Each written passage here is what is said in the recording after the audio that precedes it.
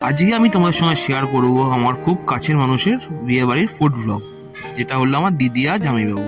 এদেরকে তোমরা খুব আশীর্বাদ করো যেন সবাই এরা ভালো থাকে। একটা বিশাল ব্যাঙ্কুয়েট ভাড়া করেছিল, যেটা খুব দারুণ ছিল। দেখতে পাচ্ছি ভার্জিন মহিলা চলে এসেছিল, গলা ভিজিয়ে খুব ভালো ছিল। চিজ বল, এটাও খুব দারুণ ছিল। এটা ছিল বাটার গার্লিক ফিশ, জাস্ট দুর্দান্ত। এটা চিকেন কাবাব ছিল, এটাও ফাটাফাটি ছিল।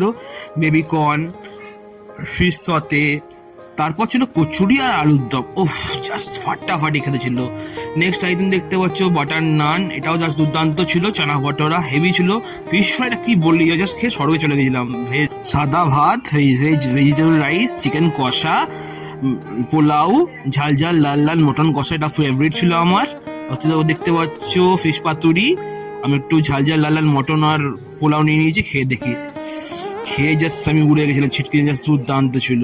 আর দাদা বৌদি একটু হাই করে দিচ্ছি তোমাদেরকে, হ্যালো। আর ভিডিওটা ভালো লাগলে please like share subscribe, tata.